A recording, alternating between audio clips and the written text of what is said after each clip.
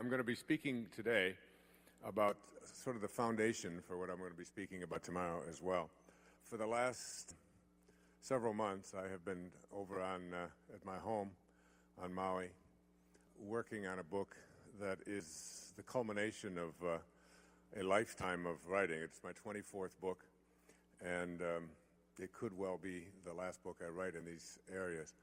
It's called The Power of Intention, and it's about the whole idea of when we have an unbending kind of intent in our hearts about something that we want to create and attract into our lives, that it absolutely is impossible for it not to work when we identify ourselves with the whole field of intention from which all of us originated.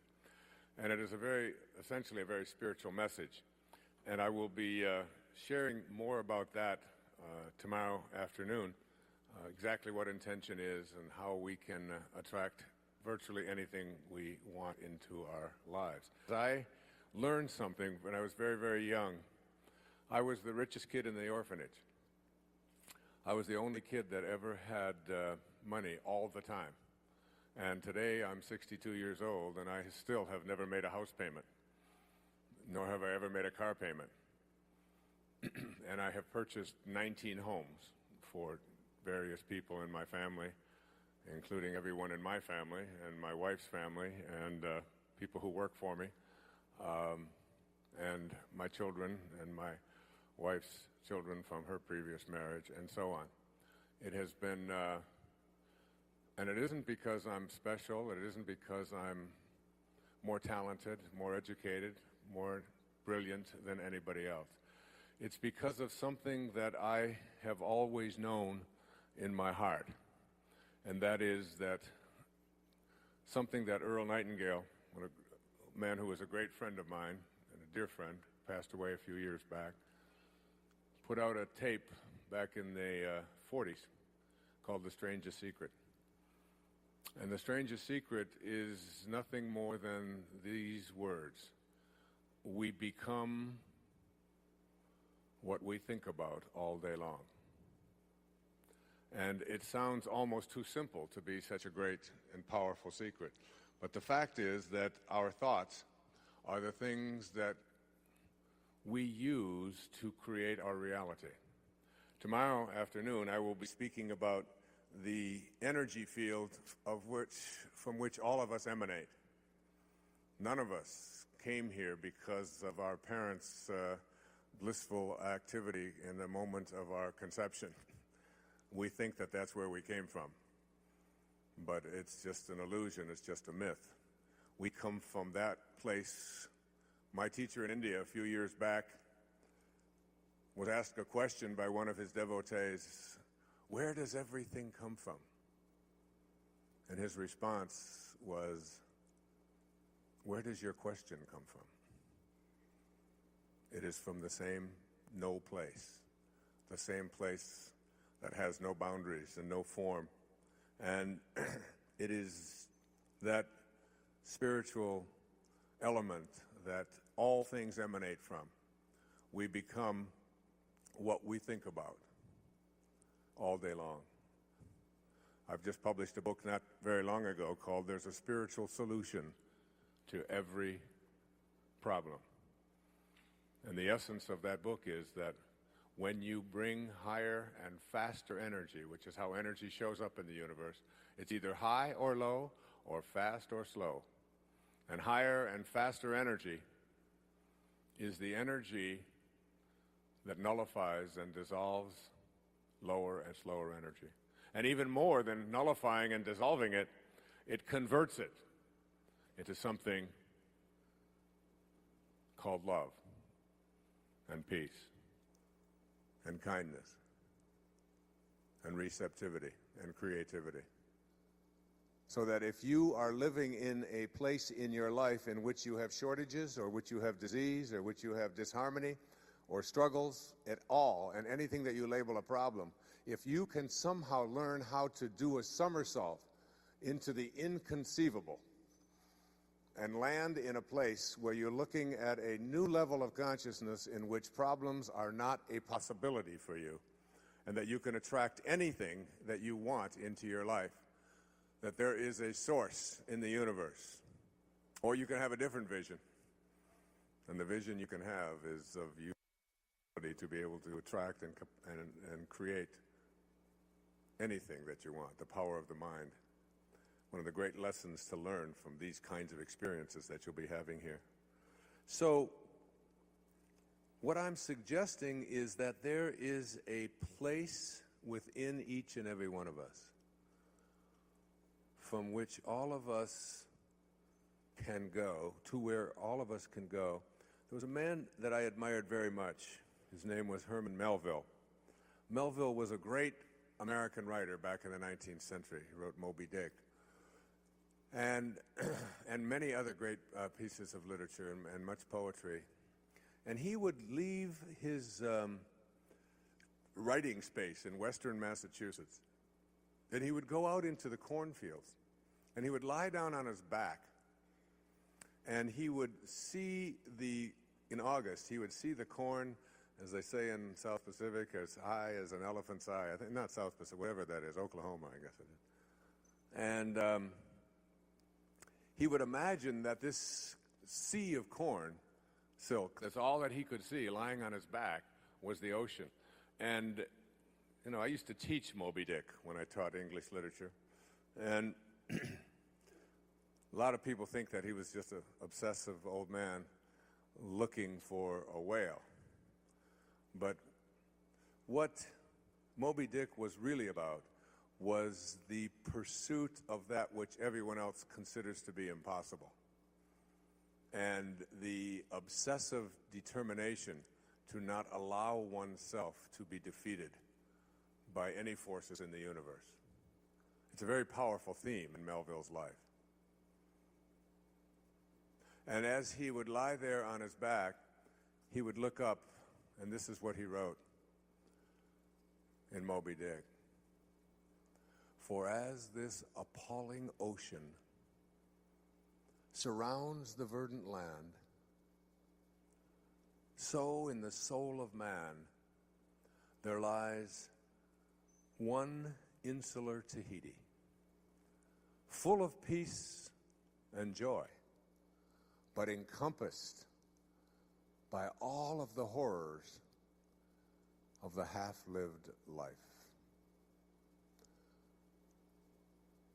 You got to go to Tahiti. You got to go to that inner Tahiti, that place of peace and joy. And as I'll be talking about tomorrow, make conscious contact with that source from which you emanated. Because most of us, when we come from that source, most of us, we show up into this world, and in this world, we take on something called an ego. And when we take on this ego, it's really nothing more than just an idea that we carry around about who we are. And we begin to believe in this idea about who we are. And this idea about who we are is something that we run our lives on. And it's really based upon the notion that who I am is what I have, and who I am is what I do, and who I am is what others think of me, my reputation, and who I am is separate from everyone else, and who I am is separate from what I would like to attract into my life, that is, from what's missing in my life. Somehow I'm separate from that. That's 5. And 6, who I am is separate from God, from my source. And those 6 ideas that we carry around inside of us are the things that destroy our abilities to become manifestors, attractors of anything that we want to place our attention on. Another new way of being for me is to think of yourself in terms of personal authority, rather than being an authoritarian. Personal authority. A person who has authority never needs to dominate anyone else, ever. Dominating doesn't become necessary. In business, you can have authority. The people who have the most authority are the ones who listen the most, and the ones who are the most conscientious about what do other people have to say. A person in a relationship who has to dominate somebody else and has to make the other person submissive shows that they don't have authority, because they're getting their power not from within for themselves, but on the basis of who they can control. And that never lasts. That never lasts. The only thing that lasts is having inner power, if you will. Know thyself. That's what Shakespeare said. Know thyself. The more you know yourself, the more you become honest with yourself, honesty becomes just a way of life. No, I don't think the world necessarily does, but you can't run your world. You can't run your world based upon what the rest of the people in the world want or don't want. To me, honesty is like, it's a karma that goes out into the world. How people treat you in the world is their karma. How you react is yours. And when you react to it with dishonesty, that's what you're putting out into the world, dishonesty. And when you put dishonesty out into the world, that's what's going to come back to you, because what goes out is what comes back. That all, as you sow, so shall you reap. I mean, it's in every great institution that there is in the world, whether it's a religion or a philosophy or whatever. What you put out is what comes back. Whatever you plant is what you're going to get back. And the more that you put out honesty, just because it's what you are, because you are being honesty, you're not trying to be honest, you're just being honesty, then that's what will come back to you on a regular basis. And when it doesn't, you'll just see that as another test for you to pass. For me, it has become a way of life. It's called serenity instead of acquisitions. The more you try to acquire, the more you try to get, the more you try to collect in your life and evaluate yourself on the basis of that, the less serenity you're going to have. More is less. It's almost a secret of the universe. Serenity means inner peace. It means that you can find joy in every moment that you have in your life instead of always looking for it. It means that while you are driving along the countryside, and seeing, instead of saying, oh, I'm on my way to this point, that you can open your eyes and see it with new eyes. See the rolling mountains, see the grass, see the deer, see the sky. You can just stop wherever you are in this second, wherever you are, and just look around you, and you can begin to appreciate just your surroundings and your environment. Then you can begin to appreciate the people that are in your life, and even the ones that are negative and you're having the most difficulty with. You can practice a new way of being with them, which is sending them love, sending them flowers, send them books, send them a tape, send them something, and just see what kind of reaction that you get. Super emotional health is just an attitude. An attitude is everything. And it's being personally an authority on yourself rather than authoritarian and trying to be dominating someone else or to be dominated. And serenity, which is the name of my little girl, my youngest daughter, Serena, rather than acquisitions and accumulations and trying to prove yourself that way. And when you get that serenity, which comes from the way that you think always, then you will replace all of the other junk that keeps you back here between 6 and 1 on that clock. And once you get past it, you'll never, ever be able to go back. Because the light, living in the light, is a way of being that if you're not there, you don't get it yet, but once you see it, and once it begins to take over your life, you can never go back. That is your purpose. Your purpose isn't to try to be loving. Your purpose is to be love, and only have that to give away. Choosing to experience peace by focusing on what you are for. You can experience peace by balancing all that transpires around you with God consciousness. There's nothing that requires you to react to evil doing with a non-spiritual mental response. You have a choice to put your mental energy into what you desire, and in so doing, create a new world. Let me tell you how I choose to respond to the bombardment of messages that focus on what's wrong in the world. First, I remind myself that for every act of evil, there are a million acts of kindness. I choose to believe that people are essentially good, and that by staying in this belief system, I help bring more of this consciousness to fruition. When enough of us take on this notion, we'll learn to live collectively in this peaceful awareness. Secondly, I know for certain that no amount of hatred in my heart will ever bring about peace. Hatred will only contribute more to the presence of those human-made destructive energies. So I choose to place my attention on what I am for, and on my feeling good. I support peace, not war. As Albert Einstein once remarked, I am not only a pacifist, but a militant pacifist. Nothing will end war unless the people themselves refuse to go to war. Unquote. I, as a recipient of the Einstein Award from the Albert Einstein College of Medicine of Yeshiva University, would humbly add, and unless people refuse to ever think warlike thoughts. In Long Walk to Freedom, Nelson Mandela wrote, "To make peace with an enemy, one must work with that enemy, and that enemy becomes one's partner." I know that we are all partners with each other. This is how I think. And when I see footage of a world that's in disarray, because many have forgotten this, I still choose to know that we'll ultimately learn to live this way collectively. But it begins with each of us refusing to be instruments of non-peace in all of our thoughts and consequently all of our behaviors. Adolf Hitler's designated successor, Hermann Göring, is quoted in Nuremberg Diary as saying, "Why, of course the people don't want war. But after all, it's the leaders of the country who determine the policy, and it's always a simple matter to drag the people along, whether it's a democracy or a fascist dictatorship or a parliament or a communist dictatorship. Voice or no voice, the people can always be brought to the bidding of the leaders. That is easy. All you have to do is tell them that they're being attacked and denounce the pacifists for lack of patriotism and exposing the country to danger. It works the same way in any country." That was Hermann Göring. I choose not to be one of those people who are dragged along. I refuse to be brought to the bidding of any leader who attempts to convince me that my beliefs in peace make me unpatriotic.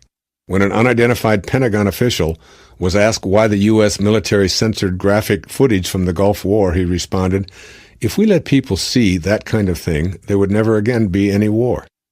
Well, that's my goal. To live in a world where warlike thoughts are impossible because we're placing all of our mental energy on what we are for rather than on what we hate.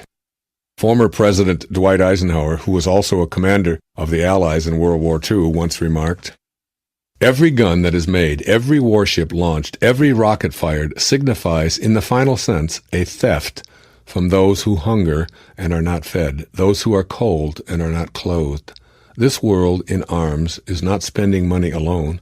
It is spending the sweat of its laborers, the genius of its scientists, the hopes of its children. This is not a way of life at all in any true sense. This is a call to get ourselves and our world in balance. Peace demands heroic thinking and a purity of conscience.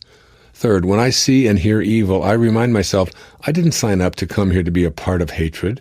While others obviously have, I'll remember to stay with the inner sense of peace that calls to me, and I'll surround those who behave in evil ways with the same light energy.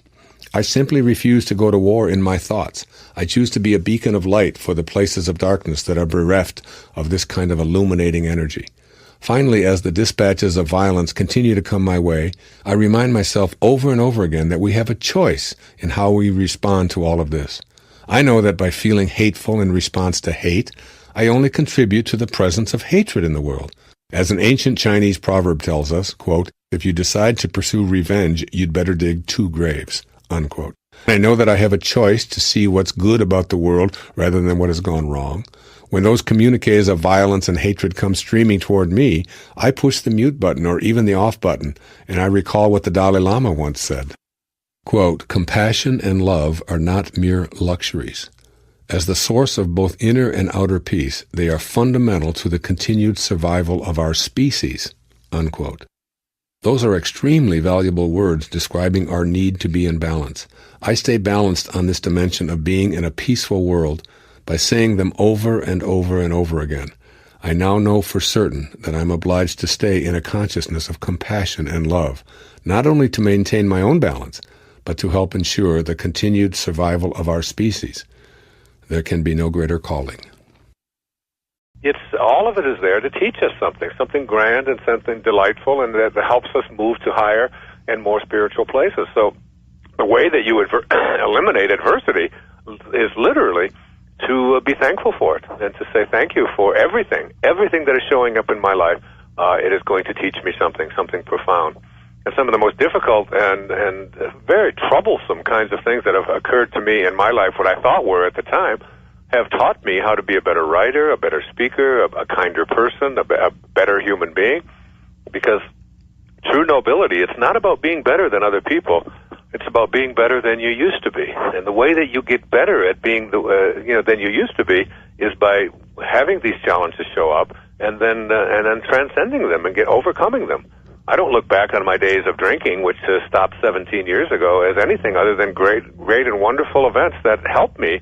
All of that drinking and all of the behavior and the drugs that I did and all of those kinds of things have helped me to become a stronger, more purified, more decent, better human being, better husband, better father, better speaker, better man as a person. Anyway, let me try to get through the rest of these. We just have a few moments left. Okay. Were you going to say something, Diane? Well, I was going to say, do you think people get caught up in the why me kind of mentality? Yeah, I think they do, instead of saying, why not me? So thank you. Thank you for all of it, every single bit of it. I mean, there's a slogan here on Maui that says, no rain, no rainbows. So I always remind people of that whenever there's a rainy day and the tourists are all here and they're all upset about the rain. I say, but you see all those rainbows that you just love every day? They have rainbows over here on the island. You can't have them without the rain. And I think it's a good symbol for our lives. One of the things that Gandhi said that's really, I think, very important is that there's more to life than making things go faster and making it always increase our speed. That the idea that we have to get there fast, we have to be ahead of the other person, slowing ourselves down. In the 26th verse of the Tao that I was writing about this morning, it talks about the stillness, about being able to, that stillness is the mother of unrest. In other words, the master of unrest. In other words, in order to be able to get to a place where you are no longer filled with unrest, you have to go to this place of stillness, this place of quiet, this place of peace that is within each and every one of us. And that means not telling yourself that you have to be there ahead of the other guy, not rushing through the traffic lights, but meditating your way through when a yellow light comes, instead of rushing through it, that's just a habit. Instead of that, just slowing down, putting your foot on the brake and saying, thank you for 1 minute to just sit here and be at peace and be kind and be in a sense of harmony with my source, which is always at peace. Also, I said, do everything that you can to eliminate debt in your life, because all of the debt that you have, the credit card debt, the money that you owe the banks, the mortgages, all of those kinds of things are a way of giving up control of your life and putting it into the hands of someone who will be controlling the purse strings of your life. And also to let go of your idea about everything is evaluated on the basis of how much it costs or how much it's worth. Try to take the dollar value off of things and just enjoy everything in your life for what it is.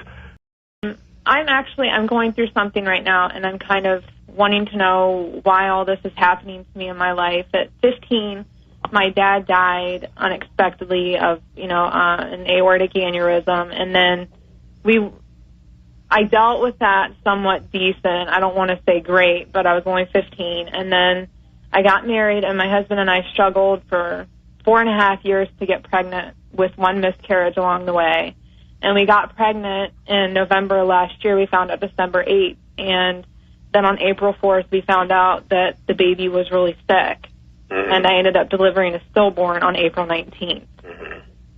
And I'm just not quite sure why all this is happening and how to get through it. Yeah, I can hear your pain. First of all, as you move along this path that I'm writing about, especially in inspiration, you find out that all of the greatest teachers who've ever walked among us, including Jesus, all of them, have taught us that death is not a punishment, that it is the inevitability of all things, that everything that composes decomposes. And the question isn't whether it's going to decompose. The question that we have as human beings is, how long is it going to take? How much time do we get? When you say the words, my father died unexpectedly, my immediate response to that is unexpected to you. Yeah. But not to God, and not, and that the moment that your father was conceived and the moment that he showed up on this planet, his birth was here, independent of his opinion about it, and so was his death.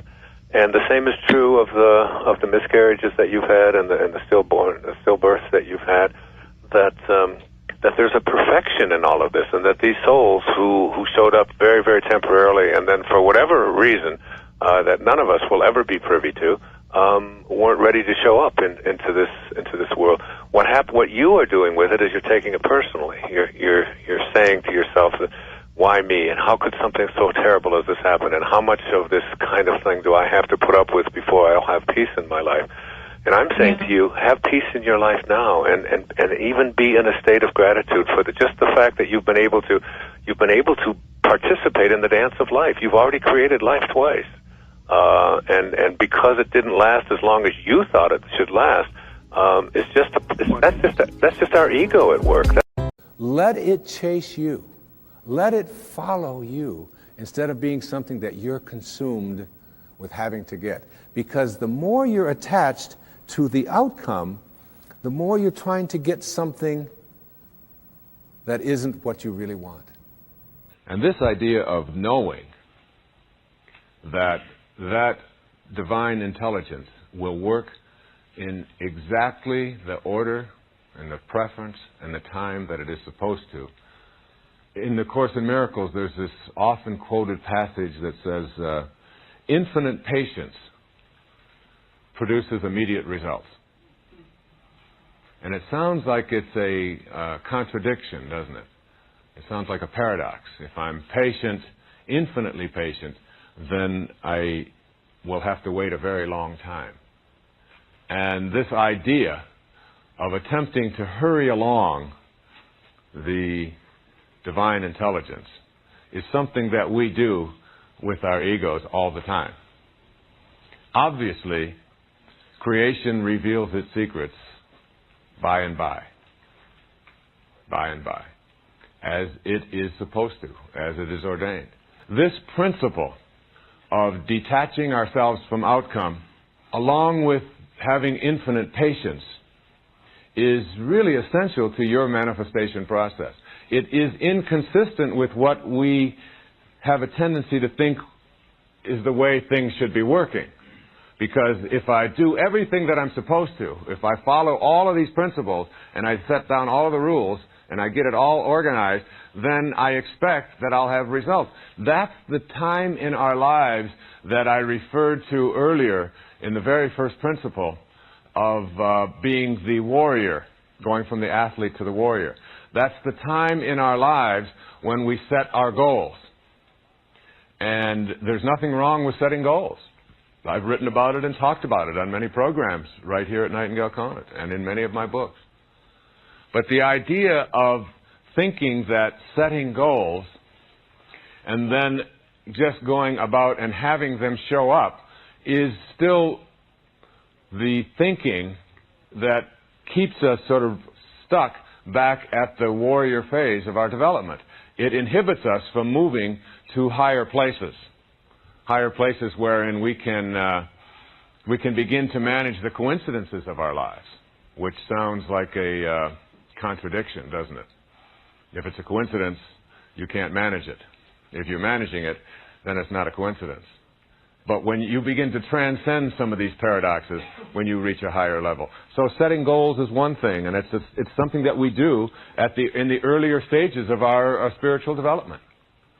And we continue to do it. And these stages that I talked about earlier are not things that we go into and then never go back to. We go back, we come out of it, we go back. We're always moving in and out of these stages. The question is, what is my primary emphasis? Is my primary emphasis not only on setting goals, but in falling in love with those goals, and then insisting that those goals show up when I want them to show up? That is inconsistent with manifestation and with spirituality and higher consciousness. What you have to do is have your goals, which is what a tomato seed is. It's really a goal for tomatoes. But you have to then relax and turn your thoughts and your ideas and your consciousness and your awareness to your own purpose and know in your heart that it will manifest. You see, the key to relaxing about what it is that you would like to see manifested is the certainty of the outcome. If you have a certainty, as it says in the Course in Miracles, if you have a certainty of the outcome, patience is easy. If you are uncertain of the outcome, If you're not sure how it's going to work out, or if things are going to fall into place the way you would like them to, if you have that uncertainty, then you will not be able to be patient. So patience, infinite patience, is really like a trusting in God. And when you trust in God, you're trusting in the wisdom that created you. And when you trust in the wisdom that created you, you're trusting in yourself as well. Because you can never be separate from that wisdom. So patience and trust and awareness and higher consciousness are absolutely essential. You may believe that the opposite of love is hate. I do not see these two emotions as opposites. In fact, love and hate are often closely aligned. To me, the opposite of love is fear. When you have fear, you do not have love. Ego uses fear as a way to keep authentic love out of your life. When love is not present in your life, you have succumbed to ego and allowed fear in where love could be. You have allowed ego to replace God. Learning to experience authentic love means abandoning ego's insistence that you have much to fear and that you are in an unfriendly world. This begins with an assessment of your reluctance to embrace love. If you are not experiencing love in your life right now, it is because you are, in some way, afraid. You need to examine your fears with honesty and with love. When you do, you will transform your fears into love. You will open up a space within you that can only be occupied by love. In this space you are on purpose, walking the way of the sacred self. But first, you must see how you substitute fear for love. Your ego steadfastly promotes fear because it fears authentic love itself. This false self helps you convince yourself that you are in some way incomplete. That is the source of all fear. Afraid of having your emptiness, your incompleteness exposed, you expend a lot of energy creating a false image of happiness. The fear about exposing the emptiness keeps you seeking relationships that ego tells you will satisfy the longing within you. What happens is that you enter a relationship starved for the love that is your higher self.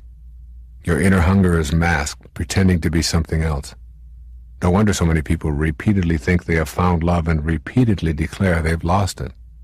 How different it is when you can notice the inner emptiness and think, what's not to like? This longing is part of being human and knowing love. Then you will let ego know that fear is not your choice. Love is your choice. Just imagine how our system might be if people knew they were already complete. What would you need to purchase? What would you need to have to own? Who would you have to impress? Who would you need to have on your arm? The answers give you an idea of how much we rely on the fear that we are incomplete and unacceptable as we are, and how unaware we are of our divine connection. The fear that is a substitute for love is simply a fear of being unacceptable. Virtually all fears can be traced directly back to self-esteem. If you love yourself, you will be able to transform your fears with love rather than allow them to direct your life. If you have an inner feeling of being complete and whole, knowing the loving presence that is there, then fear becomes a loving invitation to know more or to change something in your life. Fear will no longer threaten you as it did when you were unacquainted with your higher self. The inability to rely on the love that is our very essence shows up in many forms. Your ego wants you to believe that you are unacceptable and will gleefully assist you in creating an image to prove that it is so. Manifestations like obesity and personal slovenliness and eating disorders often are the fear-based projection of yourself. Ego can influence you to shun all efforts to be loved by others by refusing to allow the risk of an intimate encounter or the development of an intimate relationship. Ego often makes you selfishly pursue your own goals at others' expenses. You engage in perpetual conversation about yourself. We often use economic, social, and other types of excuses to defend behavior that does not extend love. For instance, you might excuse unloving or inconsiderate behavior because it's only my job, or because everyone else does it. Expressions of disgust or rudeness towards others are based on ego. They are heard in stores, on freeways, in offices, at airports, in restaurants, any place you are in your daily life. These are some of the common expressions of a fear-based ego struggling to keep you away from the experience of love that is your true essence. Before you begin to change these behaviors and thought patterns, you need to examine the payoffs. What is some part of your receiving as a payoff for listening intently to ego? Your ego works for its living. Its payoff is not money, but just in keeping alive. Your ego is not open to making contact with God because it would be immediately put out of business. Your ego is in direct conflict with your true purpose for being there. You are here to give and receive love.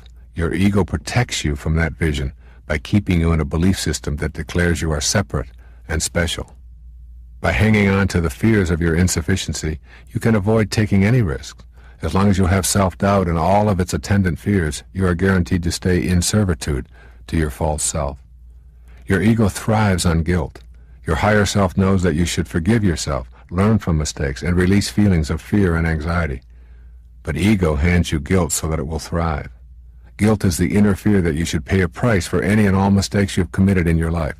Thus the ego convinces you that you must feel guilty, and it keeps you removed from your true spirit. Your ego doesn't reject love. The polite background ego voice whispers that love is a high ideal, but one that is loaded with danger. It warns you to not give too much love because you may be taken advantage of. Because you are so special, it tells you others want to take advantage of you. Ego promotes inauthentic love. In your relationships with others, your ego convinces you that your partner is just what you need to fill the emptiness within you. This is a great ruse that will forever keep you from knowing love and peace. Make a copy of this passage from Walt Whitman's Leaves of Grass.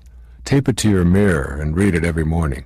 It will help stimulate the inner opening to the love you seek and dissolve fears if you are willing to do what the poet suggests. He says, "I exist as I am, that is enough. If no other in the world be aware, I sit content. And if each and all be aware, I sit content.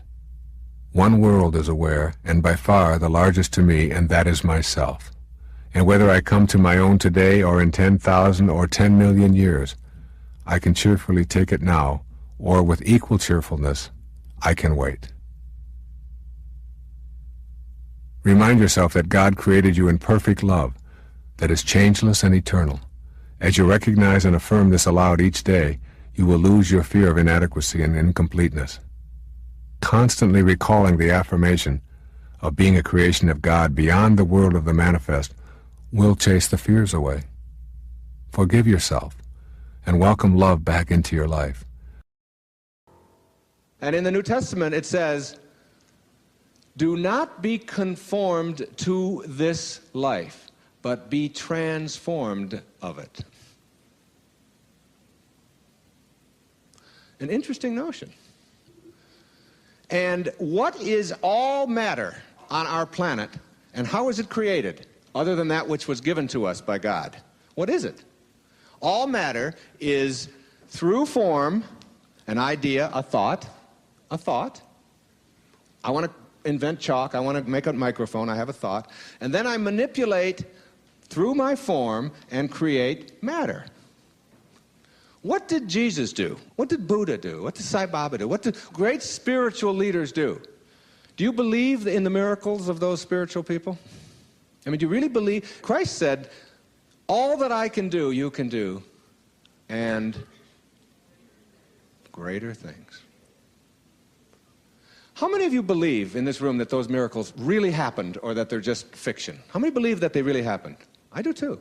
I know that I can do them too. I wonder how many of you know that you are capable of miracles. Miracles. I'm not here to preach religion at all.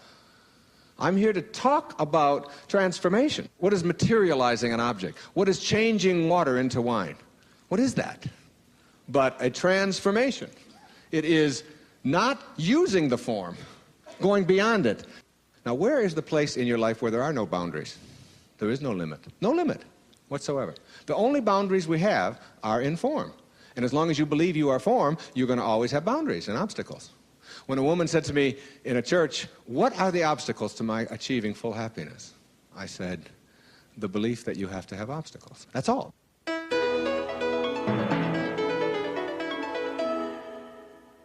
The connection between thinking and creating something for yourself is really there. It isn't just some mystical kind of hocus-pocus thing that's out there, but that you can use this vibrational pattern that we call thought, which is so instantaneous. You can literally make anything happen that you want to by the power of your ability to think. You're tuning into some kind of vibrational pattern that is there for everything, and none of us can escape that. The ultimate in that is miracles, is being able to produce miracles. And that's just one simple little example of it. There are many, many other things in this higher self business or transformation or in this awakening process that are only complicated and difficult because we can't see behind it. We can't see the perfect energy that is behind the form. We can't see the perfect intelligence. There's an intelligence behind form. There's an intelligence behind a fish in water and the gills and how it works. There's an intelligence behind a plant that grows in a certain kind of way. There's a life there, and in that life form, there's intelligence behind that. We miss that intelligence because we're so preoccupied with just what I can see, how I can get a hold of it, and hence the title of this program. You'll only see it when you believe it. You'll see it when you believe it. If you only believe what you see, then you are limited to just what is on the surface.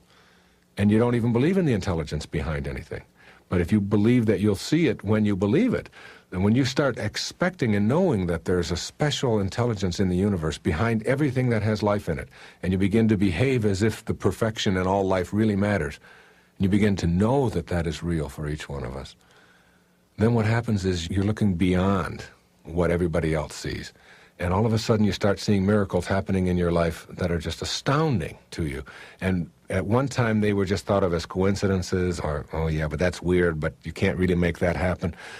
And you start to get to a point in your life where you see that you are much more than just this stuff that you can get a hold of, this form, the five senses that we have, the ability to see and to touch and to smell and this kind of thing. And you begin to know that who you are is much greater than that, much more divine than that, much bigger than that. And it's like you can't ever get a hold of a thought. You can never touch a feeling. You can't come home with a basket full of thoughts or an armload of feelings. Yet you know they're there, and you know that that's how your whole life is. Your whole life is in this realm.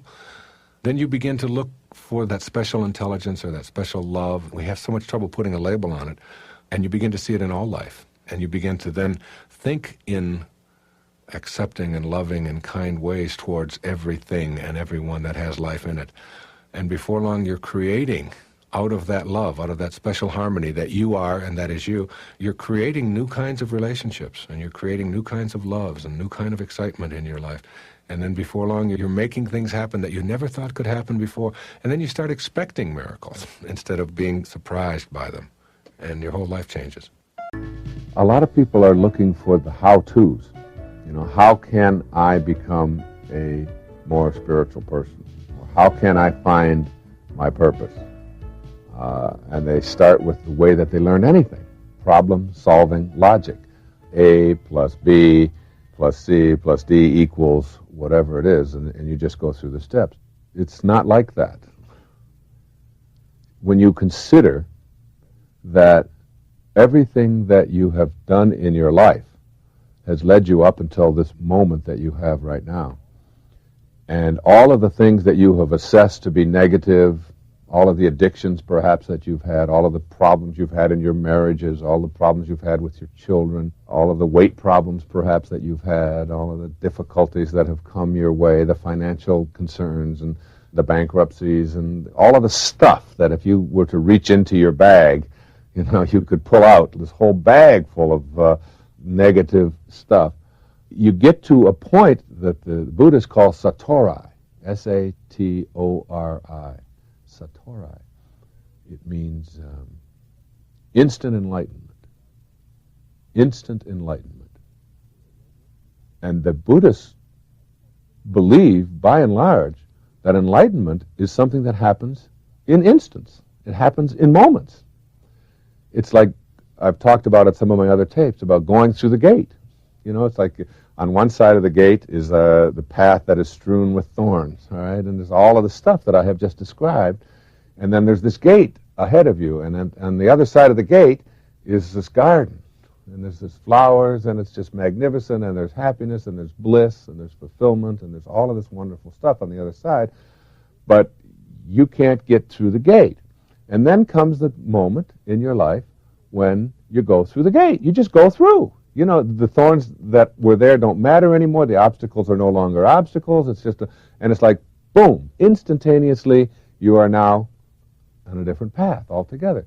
I can tell you that for those of you who are struggling and trying to find a formula and trying to get it all into A, B, C, D, E, F, it isn't that way. First of all of the thorns and all of the obstacles that have been created in your life are there for a reason, even though that's a hard thing for us to accept. There's something to be learned from each one of those. And so instead of saying, how can I avoid these in the future, you reprocess your life in a different way and say, I created this for what reason? And I'm going through this because, and you fill in the blanks, or the lesson in this for me is, all right, instead of why is this happening to me and isn't this awful, and so on. And then Satori happens. And I mean, that was very revealing for me to read about this instant enlightenment, because every major change that I've made in my life, I mean, they don't seem like big changes, but the changes that I've made happened in instants. I mean, just in seconds. Now, in the physical world of changes that I have made, I can remember when I first decided that I was going to start running and exercising and get myself in shape instead of being overweight and out of shape like I had been. In an instant. And it was a doctor at a hospital where I wasn't a patient. I was working there. I was training the staff in group therapy at North Shore Hospital on Long Island. And this doctor said one thing to me. He said, if you continue on the path that you're on, you're going to be a candidate for a heart attack in 5 years. He wasn't trying to be helpful to me. He wasn't anything. He just was making a statement. And that evening, I went out and I ran for the first time as an adult. And it's now almost 15 years later. And I haven't missed a day of running in 15 years. It was just like an instant kind of thing, and then it was like carrying through on that. And I mean, that really flies in the face of a lot of the stuff that we hear all the time about you have to have a goal, and you have to have a plan, and you have to get it all figured out, and you have to work step by step by step. I really think that enlightenment, or discovering this inner source of strength, is something that just happens in an instant whenever you're ready. So whoever you are, I mean, if you're smoking, if you're drinking excessively, if you've got addictive habits in your eating habits and so on, if you are behaving in ways with your children or with your wife or coworkers or whatever, and you think that it's just hopeless and that you can't change and that it's just too difficult to process and so on, I'm really saying to you that in an instant you can decide to radically alter your life. And it isn't like even a decision-making process. You're now ready. The same Buddhists say that when the student is ready, the teacher will appear. I tell people, supposing you went to sleep and you had a dream, and in your dream you had, all these different characters, and you had all of this money, and you had everything that you wanted in your dream. And then you woke up, and then you look back at your dream, and you became attached to the stuff that you had in your dream. And you said, wait a minute, I want that. There was gold in there. There was silver. There was all of these friends. I had a Ferrari there. I mean, all of this. I got to have that. Somebody would come away and cart you off and put you in a rubber room and say, that was a dream. You can't be attached to that. That's just a thought that you have. That's the way you got to view life. Instead of it being an 8-hour dream, it's an 80-year dream or a 90-year dream. And at the end of the dream, you don't want to be looking back at all of the stuff that you wish you could still have, because you can't have it. You don't get any of that. So you try to detach yourself now, while you're here, while you're alive, from the need to have that stuff. Instead, you just let it sort of all flow. As absurd as it would be for you to be attached to the stuff that you had in your dream, it's that absurd for you to be attached to the stuff that you're having in this dream. You have to die while you're alive. Now, that's a very hard concept for people to get. But you have to experience your own death while you're alive. Let me tell you a story. It's a wonderful story. It's an old, ancient story. I'll paraphrase it. There was a hunter who lived in India. And he would go to Africa every 2 years. And he would bring back animals and prizes and things like that. Well, one year he took off and he went to the jungle. And he discovered this large enclave inside the jungle. And it was filled with beautiful parrots, beautiful birds, multicolored, and they all talked. And he couldn't get over it. And he put a net out over one of the trees, and he captured one of the parrots. And he put the parrot in a cage. And he brought the parrot back to be with him in India as his pet. And he fed the parrot sunflower seeds, and he fed him rice, and he took wonderful care of him. He was very good, kept him in the cage. 2 years went by, and he talked to the parrot every day.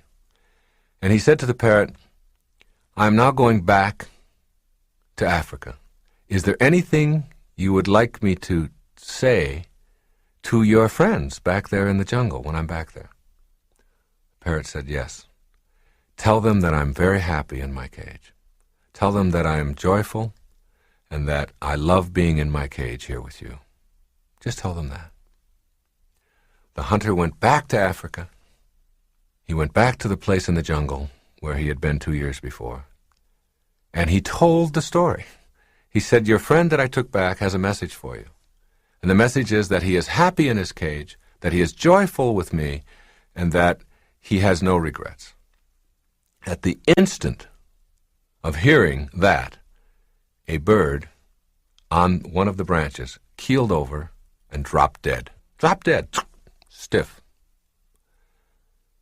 The hunter assumed that he was just filled with sorrow at hearing of what had happened to his friend.